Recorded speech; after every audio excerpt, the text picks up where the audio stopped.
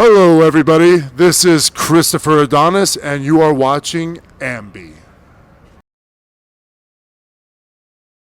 Hey everyone, it's Alicia from Ambi, and I would like to welcome you to my interview with the real masterpiece, Chris Adonis. Hello. Yeah, how you doing? I'm doing well. How are you? Very good. We are here at Impact Bound for Glory. Everyone has been waiting for this weekend for so long. So how does it feel now that it is finally here?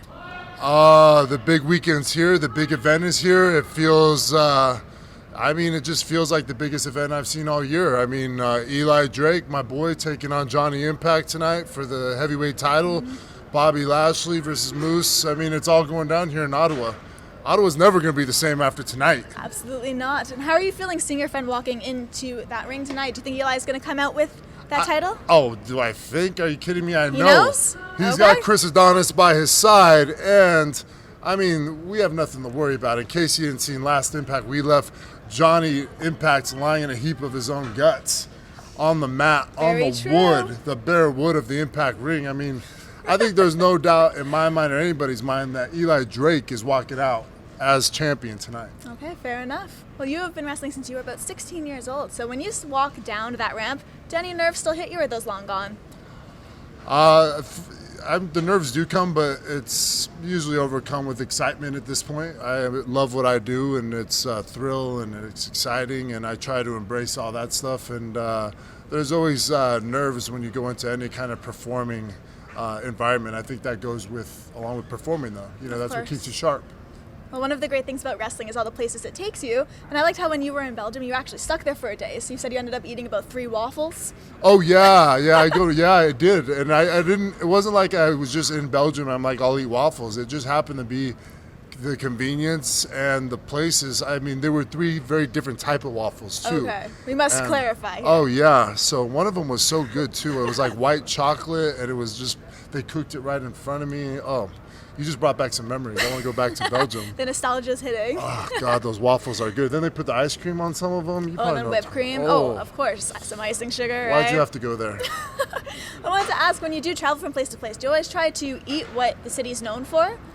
No, not always. But, Okay. like when I was in Philly, I decided last time, I was like, I should have a Philly cheesesteak. And, when I go to the Middle East, I have hummus. So I guess, I give in to I give in a little bit. Once When I in go a to while. Mexico, I'm like, let me get some genuine, authentic Mexican food. So, you do get kind of excited, I guess, right? You just named so many great places. But is there anywhere you would still love to wrestle that you have yet to take in your craft? Oh, yeah, I'm sure there is, because people say the same thing to me all the time, but it's a small world, but it's a big world too, and there's still a lot of places I haven't been necessarily, but I'm trying to think off the top of my head of somewhere. I don't know if wrestle there is the right word. I've always wanted to go to Greece, so whether it's wrestling or just for a trip. I haven't been to Greece, so that'd be nice to see. And if you could do a 2-for-1, why not? Yeah, that's what I usually do with a lot of the trips. I've been to various, like when I went to Israel to wrestle, I was like, oh, this is a good chance for me to see Israel, right? Like see some of the sites there, a lot of historical religious sites and stuff like that. And, of course, when I went to Egypt, I had to see the pyramids. Of course. So you just sneak in the odd touristy thing. Yes. Well, I love the photograph you posted of you and your OG crew. And you had some really long hair. Oh, So when you God. look back at photographs like that, what comes to mind first? Wow, it just seems like a lifetime ago, but it also puts a lot into perspective. I think we were watching a wrestling pay-per-view when that Really? picture was taken. So, it just kind of shows you How far you've come. how far you've come, but it also almost just feels like a whole nother lifetime ago. It's a trip. And when I saw that picture, I had to repost it because I hadn't seen a picture like that forever. So it was a trip for me.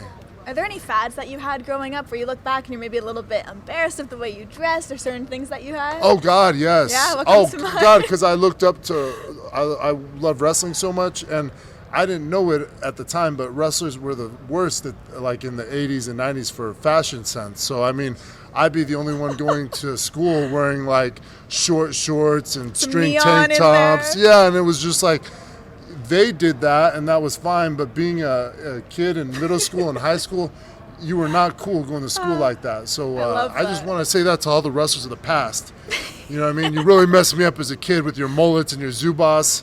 Shame on you. Yes. Jeez, your fashion sense. But you're apparently also a self-coined sneakerhead. So how many do you have in your collection? Is there quite a few? I think my girlfriend kind of like I think about 70 or something. Really? Yeah, basketball shoes, but I kind of realize I've always loved shoes, but I've just recently become a sneakerhead. You know what I mean? What's the cutoff? Like 60 and then you're above it? You can use the title? I don't know, because I used to like Chucks even, like Chuck Taylors, the old school Converse, and then, but all of a sudden I got into this basketball shoes thing, and, I collect Kobe Bryant's, like the Air Jordans, basically, ever since his retirement, I've wanted to get every line, Okay. Oh, So yeah. that's a lot to have. Oh, I know, but they're not just shoes to me, it's a collector's thing, Okay. Only sneakerheads would understand. Well, of course, want to talk music with you. Yeah. So with all the traveling you do, is there any time to sneak in concerts? That's something that Yeah, interests you? I've gone to see a few. I mean, the only ones I can think of, like the last few I went to, or the last one I went to actually was Kendrick Lamar and I believe Kanye West, and then before that was Kanye and Jay-Z, and then I've seen Linkin Park and Limp Bizkit on the Okay. Napster tour, and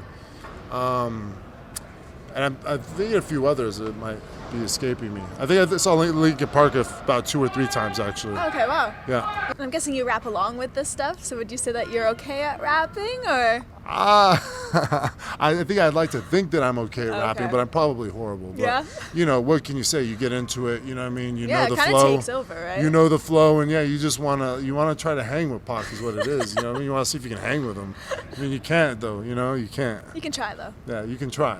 But he was him, Biggie, all that old school hip hop I think was the best. But like Kendrick Lamar is a great artist of today. You know what I mean? Out of the hip hop scene that I like a lot.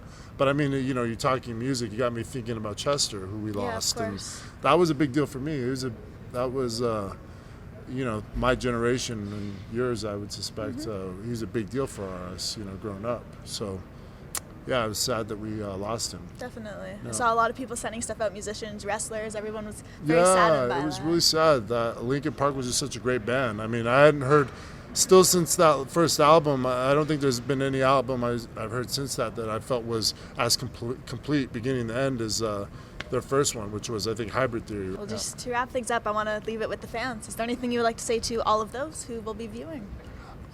Check us out on Impact Wrestling every Thursday on the Pop Network. Check me out, Chris Adonis, I think on Twitter. It's Chris Adonis 310, Chris Masters 310. Maybe. And it was great being on the show. Thank you. Thank you so much for joining me. All right, thank you. And remember, to everyone viewing, you can visit us at musicblogger.com for all exclusive interviews, features, videos, and so much more. See ya.